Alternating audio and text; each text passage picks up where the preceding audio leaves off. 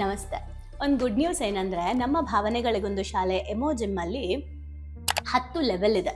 ಅಂದ್ರೆ ಹೆಲ್ತ್ ಬಗ್ಗೆ, ವೆಲ್ತ್ ಬಗ್ಗೆ, ರಿಲೇಶನ್ಶಿಪ್ ಬಗ್ಗೆ ಮತ್ತೆ ಆಧ್ಯಾತ್ಮದ ಬಗ್ಗೆ ಈ 10 ಲೆವೆಲ್ಗಳನ್ನ ಕಂಪ್ಲೀಟ್ ಮಾಡಿ, ನಮ್ಮಲ್ಲಿ 10 ಲೆವೆಲ್ನ ಕಂಪ್ಲೀಟ್ ಮಾಡಿ ಒಂದು ಬ್ಯಾಚ್ನ ಕಂಪ್ಲೀಟ್ ಮಾಡಿ ಆಗಿದೆ.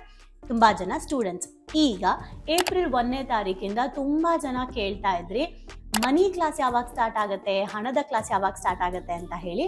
ಈಗ ಹಣದ ಕ್ಲಾಸ್ ಸ್ಟಾರ್ಟ್ ಆಗ್ತಾ ಇದೆ ಏಪ್ರಿಲ್ 1ನೇ ತಾರೀಕಿಂದ. ಸೊ ನೀವು ನಮ್ಮ ಕಂಪನಿ ನಂಬರ್ಗೆ ಕಾಂಟ್ಯಾಕ್ಟ್ ಮಾಡಿ ಡೀಟೇಲ್ಸ್ನ ಕಲೆಕ್ಟ್ ಮಾಡ್ಕೊಳ್ಳಿ.